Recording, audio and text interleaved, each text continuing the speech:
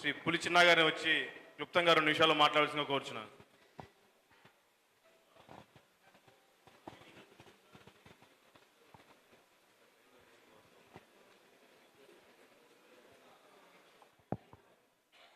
ముందుగా CVM form గారికి ధన్యవాదాలండి.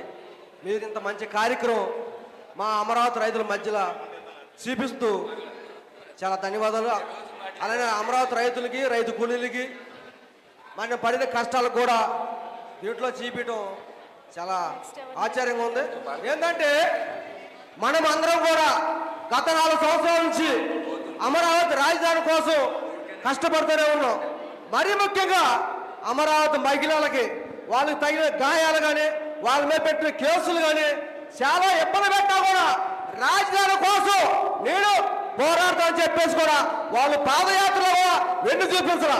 ఎందుకంటే మన రాష్ట్రానికి భూమి ఇచ్చాం, చంద్రబాబు నాయుడు గారికి ఇవ్వాలా, రాష్ట్ర ప్రజలు బాగుంటారని చెప్పేసి కూడా మన భూమి ఇచ్చాం.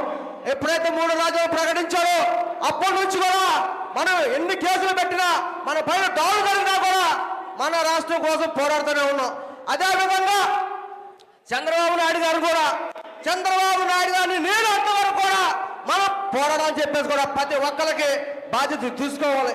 ఏంటంటే మనం ఈరోజు మన రాష్ట్రం కోసం, మన రాష్ట్ర ప్రజల కోసం పోరాడుతున్నాం, మన హక్కుల కోసం మనం పోరాడుతున్నాం.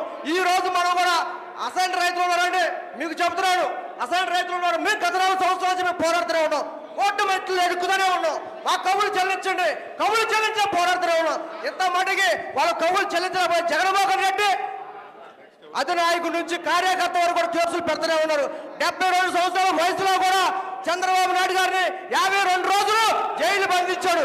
ఇంకా మనం ఓపిక పట్టాలి, ప్రతి గ్రామాల్లో తిరగాలి, ప్రతి వాళ్ళలో తిరగాలి, ప్రతి ఒక్క రైతు కుటుంబంలో ఆధారపడి ఉంది. మనం ప్రతి దళిత కుటుంబాలకు వెళ్ళి నేను ఉన్నానమ్మా, చంద్రబాబు నాయుడు భరోసా ఇచ్చామని చూడ ప్రతి ఒక్క ఓటుని మనం సంపాదించుకుంటేనే మనం అందరూ కూడా రేపు చంద్రబాబు నాయుడు ముఖ్యమంత్రి చేసుకుంటాం. అదేవిధంగా ప్రతి రాష్ట్ర ప్రజలు మొత్తం కూడా ఇదే ఏమండి, మీరు పెట్టిన ప్రోగ్రాం దళిత వాడల్లో మీరు పెట్టాలి. నా యొక్క ఆలోచన, దళిత వాళ్ళు పెట్టుకుంటే నైట్ 7 గంటల నుంచి పెడితే అందరూ చూస్తారు, చంద్రబాబు నాయుడు గురించి తెలుసుకుంటారని చెప్పి మీ యొక్క ఎంతుంది. నాకు ఈ అవకాశం ఇచ్చి పెద్దలందరూ కూడా నమస్కారం అండి. థ్యాంక్ యూ చిన్న గారు. ఇప్పుడు ఈరోజు ముఖ్య అతిథి అయిన మన తెనాలి శ్రావణ్ గారు మాట్లాడే